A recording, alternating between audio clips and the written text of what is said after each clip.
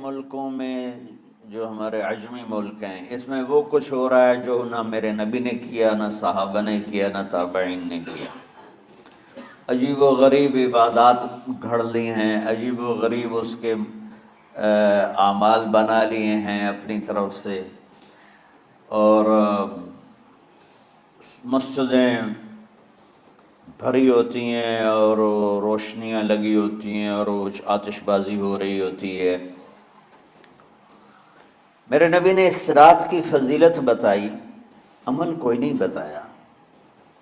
جیسے یہاں کوئی صلاۃ تسبیح کی جماعت کرا رہے ہوتے ہیں، کوئی اجتماعی تہجد پڑھ رہے ہوتے ہیں، کوئی دیگیں چڑھا رہے ہوتے ہیں، کوئی آتش بازی کر رہے ہوتے ہیں، تو وہ اس میں اتنا غلو ہو گیا ہے کہ یہ بھی ٹھیک نہیں۔ اور کچھ علماء نے اس کے رد میں اس کا اتنا انکار کیا ہے کہ اس رات کی کوئی فضیلت ہے ہی نہیں، یہ بھی ٹھیک نہیں۔ اس بیچ کا راستہ، اس رات کی فضیلت میں جتنی احادیث ہیں وہ ضعیف ہیں، لیکن اتنی کثرت سے ہیں کہ ان سب کا مل کر جمع ہو کر کم از کم وہ حسن لغیر ہی تک تو پہنچ جاتی ہیں۔ اور ابن عثیمین رحمۃ اللہ علیہ نے بھی یہ لکھا ہے کہ زیادہ سے زیادہ ان احادیث کے مجموعے سے، چونکہ اگرچہ ضعیف ہیں لیکن کافی زیادہ ہیں، تو وہ حسن لغیر ہی تک پہنچ جاتی ہیں۔ تو حسن لغیر ہی سے کوئی عمل ثابت نہیں ہوتا، عمل ثابت ہوتا ہے صحیح حدیث کے سے۔ ایک احادیث کی کثرت سے روایات اور ایک امت کا عمل، کہ امت کا بہت بڑا طبقہ صدیوں سے اس رات کا اہتمام کر رہا ہے، لیکن کچھ عرصہ پہلے تک اہتمام تھا دن میں روزہ رکھنا، رات کو کوئی نوافل پڑھ لینا، کوئی دو چار زیادہ پڑھ لینا، لیکن اب یہ ڈھول تماشے جو اب شروع ہوا ہے اس کا تو کوئی وجود ہی کوئی نہیں ہے۔ تو اس رات کو اللہ تعالیٰ نے مبارک بنایا، اور حدیث پاک میں آتا ہے کہ اللہ تعالیٰ اس رات میں ساری دنیا کے لوگوں کی بخشش فرماتا ہے سوائے 5 آدمیوں کے، 5 کے سوا سب اہل ایمان کی بخشش ہو جاتی۔ مشرک، المشرک، پہلا مشرک، دوسرا مشاحن، مشاحن کیسے کہتے ہیں؟ دل میں بغض رکھنے والا، کینہ رکھنے والا۔ تیسرا مسبل ازارہ، اپنے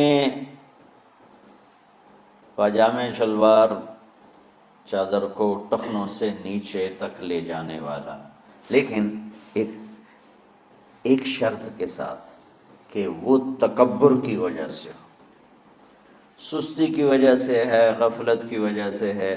چونکہ جب آپ نے ایک مرتبہ اس کے بارے میں بات کی تو حضرت ابوبکر صدیق نے کہا یا رسول اللہ، میری چادر، عرب چادر باندھتے تھے جیسے ہمارے پنجاب کا لباس چادر تھا، اب وہ کم ہو گئے، ہمارے تو بزرگ عورتیں بھی اور مرد بھی سب چادر باندھتے تھے، شلوار کا تو کسی کو پتہ ہی نہیں ہوتا تھا ہمارے بچپن میں۔ یہ تو پھر آہستہ آہستہ جب تعلیم آئی تو شلوار دیہاتوں میں بھی اور شہروں میں عام ہو گئی۔ تو اگر وہ اس لیے لٹکا رہا ہے کہ طبیعت میں تکبر ہے، پھر اس وعید کا وہ حقدار ہے۔ اگر ویسے اس کی نیچے جا رہی ہے تو میرا مالک ایسا، وہ تو ہے ہی رحیم و کریم، ہے ہی رحیم و کریم، ہے ہی رحیم و کریم، صرف شلوار نیچے لٹکانے سے وہ اتنی شدید سزا دے، اگر اس کے پیچھے تکبر ہے پھر ہے، یہ تکبر نہیں ہے تو انشاءاللہ وہ اس سے محفوظ ہوگا۔ تو اپنی چادر کو لٹکانے والا، لیکن بشرط تکبر۔ کتنے ہو گئے؟ عاق لوالدیہ، ماں باپ کا نافرمان، نافرمان ایسا کہ دکھ دینے والا.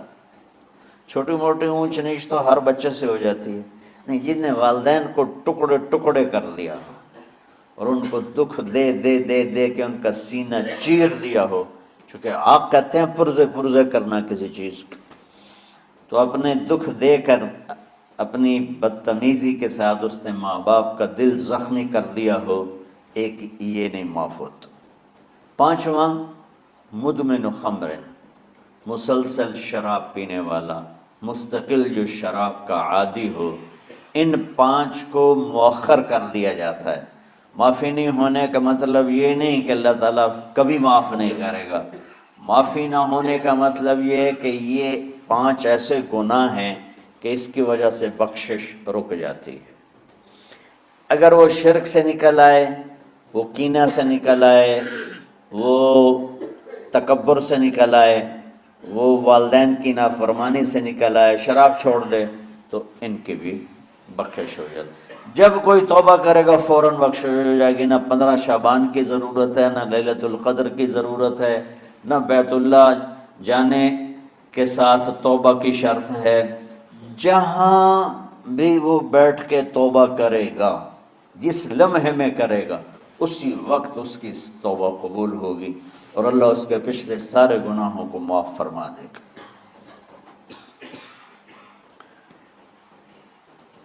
دن کا روزہ، رات کا قیام، زیادہ قیام سے مراد نوافل ہیں. کوئی گھر میں پڑھ لے، کوئی مسجد میں پڑھ لے. نوافل، نفلی عبادات گھر میں ہی افضل ہوتی ہیں. میرے نبی سنتیں ہمیشہ گھر سے پڑھ کے آتے تھے. تہجد اپنے گھر میں پڑھتے تھے، مسجد میں نہیں پڑھتے تھے. سوائے اعتکاف کے آپ اپنے نوافل سنتیں سب گھر میں پڑھتے تھے اور مسجد میں صرف فرض آ کے ادا فرماتے تھے.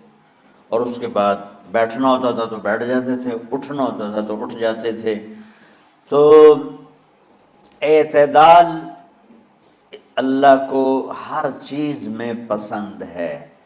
دنیا جو مختصر ہے اس میں کیسے پسند نہیں ہوگا؟ آخرت جیسے معاملے میں بھی اللہ ہم سے کہہ رہا ہے اعتدال، امتن وسطا.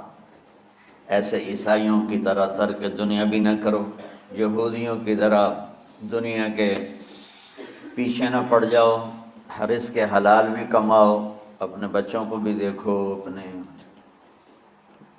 فرائض کو بھی دیکھو جو دنیاوی ہیں، اور اللہ سے بھی اپنا معاملہ ٹھیک کرو اور درست کرو. بعد کے زمانے میں صحابہ کے بعد سے ہی ایک انتہا پسندی امت میں آئی. ساری ساری رات جاگنا. فلاں بزرگ تھے، وہ رسے سے اپنے بالوں کو باندھ لیتے تھے کہ نماز پڑھتے پڑھتے جب نیند آئے اور جھٹکا لگے تو رسے سے بندھے ہوئے بالوں سے اس جھٹکے سے تکلیف ہو اور ان کی آنکھ کھل جائے اور پھر نفلوں میں شروع ہو جائے. ایک فلاں بزرگ تھے، وہ اپنے آنکھوں میں نمک کا سرما لگاتے تھے تاکہ آنکھیں جل جائیں، اس میں وہ جلن پیدا ہو جائے اور نیند اڑ جائے. یہ ایسے واقعات بھرے پڑے ہیں. فلاں بزرگ تھے، انہوں نے 30 سال عشاء کے وضو سے فجر کی نماز ادا کی. یہ اپنی جگہ پہ بزرگی ہے، لیکن یہ بھائیوں یہ دین ہم پیش نہیں کر سکتے. فلاں بزرگ تھے، وہ 30 سال سے ستو کھا رہے تھے کہ روٹی کھانے اور ستو کھانے میں 70 دفعہ سبحان اللہ کا فرق پڑ جاتا ہے. تو روٹی کھائیں تو 70 دفعہ سبحان اللہ کم کہہ سکتے ہیں، اور ستو کھائیں تو 70 دفعہ سبحان اللہ زیادہ کہہ سکتے ہیں. تو لہٰذا ان کا مجھے تو 30 سال ہو گئے، میں تو ستو کھا رہا ہوں، میں تو روٹی نہیں کھا رہا. یہ دین نہیں ہے. یعنی یہ وہ دین نہیں جو ہم انسانیت کو پیش کر سکتے. یہ تو لوگوں کو دوڑانے والی بات. یہ رہبانیت کی شکل ہے. یہ وہ دین نہیں جو ہم لوگوں کو پیش کریں گے تو وہ کہیں گے واہ واہ واہ واہ کیا دین ہے بھائی، قبول کرو. یہ ایک قسم کا غلو آیا. میں ایک حدیث سناتا ہوں، بخاری شریف میں بھی ہے، مجھے اب ہر شے بھول گئی. لیکن وہ ہے نہی الغلو، اس طرح کر کے آپ لوگ زیادہ جانتے ہوں گے جو پڑھ رہے ہیں کہ غلو سے نہیں۔ حدیث آپ کو سب کو یاد ہوگی کہ 3 صحابہ آئے اللہ کے نبی کے گھر اور پوچھا کہ اللہ کے نبی رات کیسے گزارتے ہیں؟ تو گھر والوں نے کہا سوتے بھی ہیں، جاگتے بھی ہیں، کھاتے بھی ہیں۔ تو وہ تینوں آپس میں کہنے لگے وہ تو نبی ہیں، سوئیں بھی تو کوئی بات نہیں، اور شادی ہے کوئی بات نہیں، ہم تو نبی نہیں، ہمیں تو کچھ کرنا چاہیے۔ ایک نے کہا کہ میں ساری زندگی روزہ نہیں چھوڑوں گا، ایک نے کہا کہ میں ساری زندگی سوؤں گا نہیں، ایک نے کہا میں ساری زندگی شادی نہیں کروں گا۔